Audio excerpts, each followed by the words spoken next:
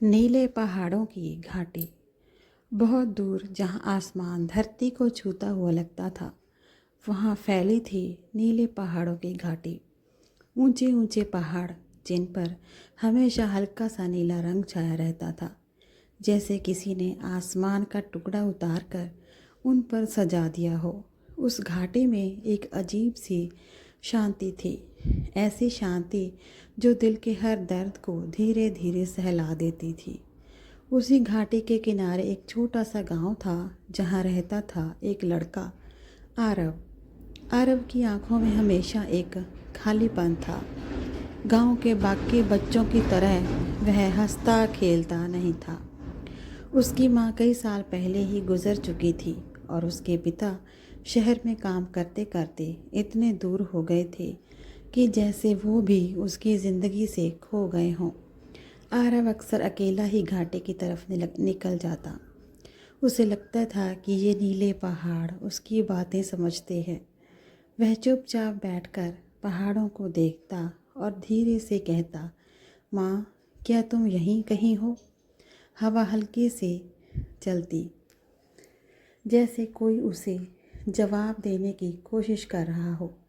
एक दिन जब सूरज ढल रहा था और पूरा आसमान सुनहरा हो गया था, आरव घाटी की ओर अंदर चला गया। अचानक उसे एक मीठी सी धुन सुनाई दी, जैसे कोई बहुत प्यार से बांसुरी बजा रहा हो। वो उस धुन के पीछे पीछे चलता गया। चलते चलते वो ऐसी जगह पहुंचा जहां उसने पहले कभी कदम नहीं रखा था। वहाँ एक पुराना पेड़ था और उसके नीचे एक बूढ़ी औरत बैठी थी। उसकी आंखों में अजीब सी चमक थी, जैसे वो सब कुछ जानती हो। आ गए तुम? बूढ़ी औरत ने मुस्कुरा कर कहा। आरव चौंक गया। आप मुझे जानती हैं? वो बोली, तुम हर दिन यहाँ आकर अपनी माँ को पुकारते हो। घाटी सब सुनती है। आरव की आंखों में आंसू भर आए। क्या मेरी माँ सच में यहाँ है? बूढ़ी औरत ने धीरे से उसका सिर सहलाया। तुम्हारी माँ इस घाटी की हवा में है, इन पहाड़ों की खामोशी में है, तुम्हारे हर आंसू में है। उस रात पूर्णिमा थी, चाँद आसमान में पूरा चमक रहा था। बूढ़ी औरत ने आरव का हाथ पकड़ा और उसे उस पेड़ के पास ले गई। जैसे ही चाँद की रोशनी उन पर पड़ी, अचानक आसपास की हवा चमकने लगी। आरव को महसूस हुआ जैसे किसी ने उसे पीछे से गले लगाया हो। वो कांपते हुए बोला, माँ। एक हल्की सी गर्माहट, एक जानी पहचानी खुशबू, और फिर जैसे किसी की मीठी आवाज़ सुनकर उसके दिल में गूंजी, मैं यही हूँ हमेशा।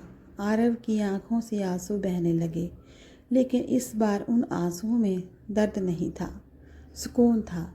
सुबह जब आरव उठा तो वो पेड़ के नीचे अकेला था। बूढ़ी औरत कहीं नहीं थी। सब कुछ सपने जैसा था। लेकिन अब आरव बदल चुका था। वो अब भी घाटी में आता था, लेकिन अब वो अकेला महसूस नहीं करता था। उसे पता था कि उसकी माँ कहीं गई नहीं, वो हर पल उसके साथ है। धीरे धीरे उसने गांव के बच्चों के साथ खेलना शुरू किया। वो मुस्कुराने लगा। उसने अपने पिता को एक चिट्ठी लिखी, मैं आपका इंतज़ार करूँगा, लेकिन अब मैं मजबूत हूँ। कई साल बाद आरव बड़ा हो गया। उसके पिता वापस लौट आए और जब वो दोनों घाटी में साथ खड़े थे, आरव ने मुस्कुरा कर कहा, पापा, ये घाटी सिर्फ खूबसूरत नहीं है, ये दिल को ठीक कर देती है। हवा फिर से चली और इस बार जैसे उसमें एक माँ की दुआ भी शामिल थी।